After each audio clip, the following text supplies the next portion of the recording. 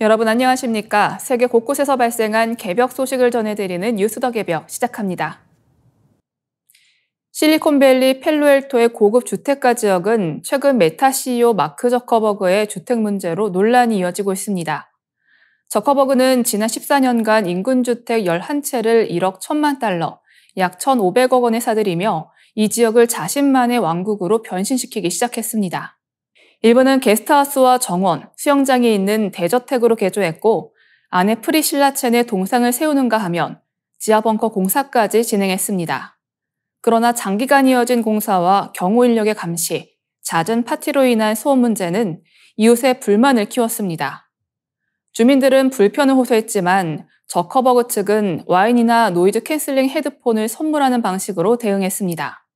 이 같은 갈등은 테크 억만장자들이 막대한 자산을 기반으로 주거지를 사실상 사유화하는 모습을 보여줍니다.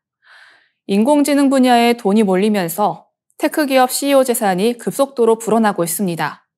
세계 10대 부자 중에 테크 기업 출신이 8명에 이르고 이들 자산은 웬만한 국가의 GDP를 넘었습니다. 일론 머스크는 텍사스에서 머스크 왕국 건설을 추진했고 제프 베이조스 역시 인근 주택을 여러 채 매입해 대저택으로 개조해왔습니다. 블룸버그에 따르면 올해 9월 기준 세계 10대 부자 중 8명이 테크 기업 창업자 혹은 경영자입니다. 1위는 자산 3,740억 달러의 일론 머스크로 포르투갈이나 핀란드의 GDP보다 큰 규모입니다.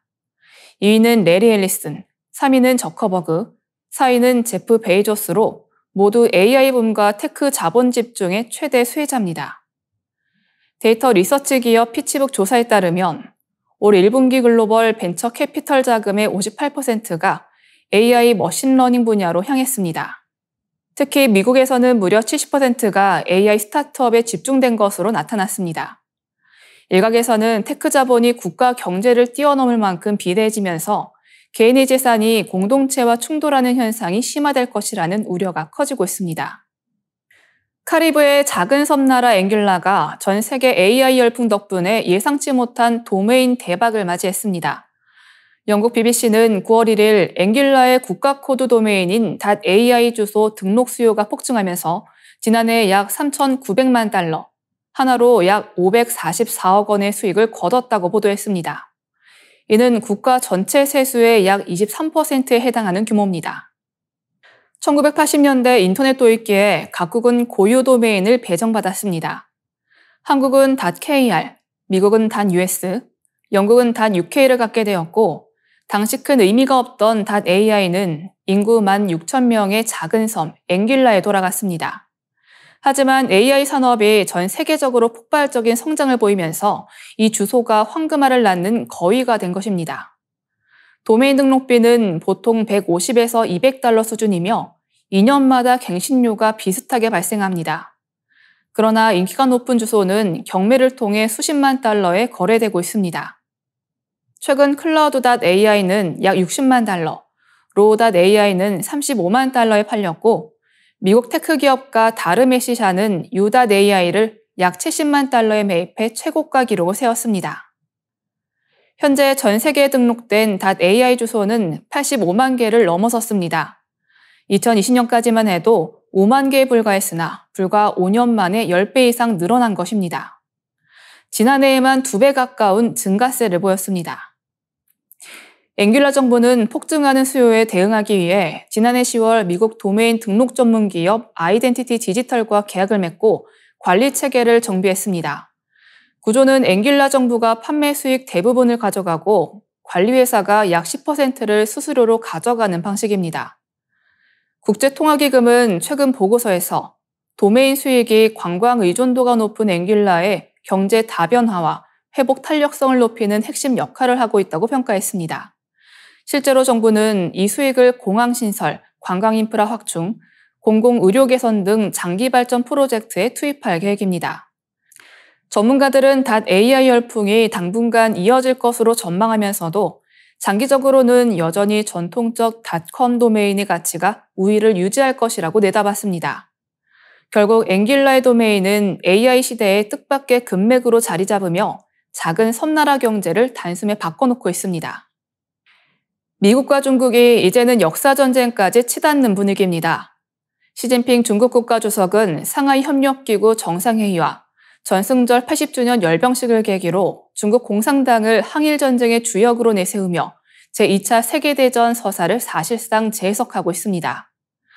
이에 대해 도널드 트럼프 미국 대통령은 강한 불편함을 드러냈습니다.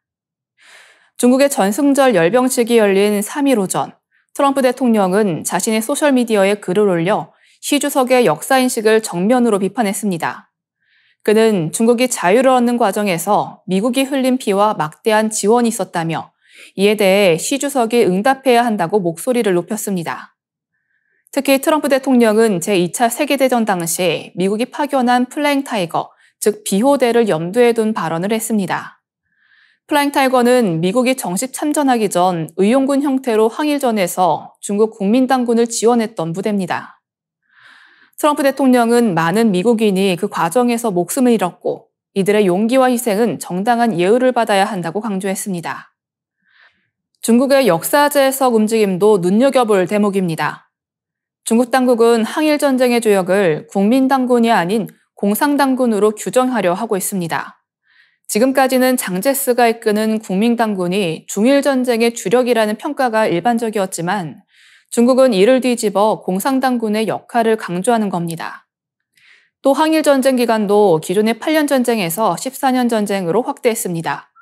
미국 중심으로 보는 1937년 루거차오 사건을 기점으로 하던 기존 서술 대신 그 이전부터 항일전쟁을 했다고 중국 중심으로 보는 1931년 만주사변을 시작점으로 삼은 겁니다. 이 같은 내용은 이미 교과서와 역사서에도 반영됐습니다. 전문가들은 이런 중국의 역사 재해석을 단순한 과거 정리로 보지 않습니다. 중국은 제2차 세계대전 이후 체결된 미국 주도의 전후질서 재편을 한 샌프란시스코 조약 대신 대만의 반환을 명시한 카이로 선언과 포츠담 선언만을 인정하려 하고 있습니다. 이는 곧 대만 흡수 통일을 정당화하기 위한 논리라는 해석입니다. 또한 남중국해와 대만 등 분쟁 지역에서 중국의 입지를 강화하려는 전략적 포석으로도 평가됩니다. 시진핑 주석은 이미 지난 5월 모스크바에서 열린 러시아 전승절 퍼레이드에 참석해 중국과 러시아가 각각 아시아와 유럽 전쟁의 주 무대였고 두 나라는 일본 군국주의와 독일 나치즘에 맞선 주력군이었다고 주장한 바 있습니다. 결국 이번 전승절 열병식을 계기로 드러난 양국의 갈등은 단순히 과거를 두고 벌이는 역사 논쟁이 아닙니다. 국제 질서를 재편하려는 중국의 의도와 이에 맞서는 미국의 반발이 맞물리면서 양국은 과거사까지 외교 전선의 무기로 끌어들이는 새로운 국면을 맞고 있습니다. 남극에서 떨어져 나온 세계 최대 빙산 A23A가 마침내 종착역을 향하고 있습니다. AFP 통신 등 외신 보도에 따르면 A23A는 1986년 남극 웨들의 피리너 빙붕에서 떨어져 나온 뒤 약 40년 가까이 거대한 얼음섬처럼 존재해왔지만 최근 들어 빠른 속도로 부서지고 있으며 몇 주 안에 사라질 가능성이 제기됐습니다. A23A의 초기 면적은 약 3,460제곱킬로미터, 서울의 6배가 넘는 크기로 무게만 1조 톤에 달했습니다. 웨들에 좌투된 뒤 수십 년간 움직이지 않던 이 빙산은 2020년부터 조금씩 움직임을 보였고 지난해 11월에는 바람과 해류의 힘을 받아 남극을 떠나 본격적인 표류를 시작했습니다. 현재는 남극과 아르헨티나 사이 사우스 조지아섬 인근에서 떠다니고 있습니다. 현재 A23A의 면적은 약 1,770제곱킬로미터로 여전히 서울의 3배가 넘지만 원래 크기의 절반으로 줄었습니다. 최근 몇 주 사이에는 400제곱킬로미터에 달하는 거대한 조각이 떨어져 나가면서 항해 중인 선박에 위협을 주기도 했습니다. 위성 사진에는 수천 개로 흩어진 조각들이 밤하늘 별빛처럼 반짝이는 장관을 이루는 모습이 포착됐습니다. 영국 남극조사국의 앤드류 마이어스 박사는 A23A는 이미 바닥면이 무너지고 있고 수온이 높아 유지가 어렵다며 곧 완전히 소멸해 식별조차 힘들어질 것이라고 전망했습니다. 그는 A23A가 이렇게 오래 버틴 것이 오히려 놀라운 일이라며 대부분의 빙산은 남극의 차가운 보호막을 벗어나면 곧 사라진다고 설명했습니다. 전문가들은 빙산 분리가 자연스러운 현상이지만 최근 빙산 소멸 속도가 빨라지고 있는 점은 인간이 유발한 기후변화의 영향일 가능성이 크다고 지적합니다. 40년을 이어온 세계 최대 빙산의 여정이 이제 막을 내리며 지구 기후위기의 한 단면을 극적으로 보여주고 있는 셈입니다. 이상으로 뉴스 더 개병 마치겠습니다. 시청해주신 여러분 감사합니다.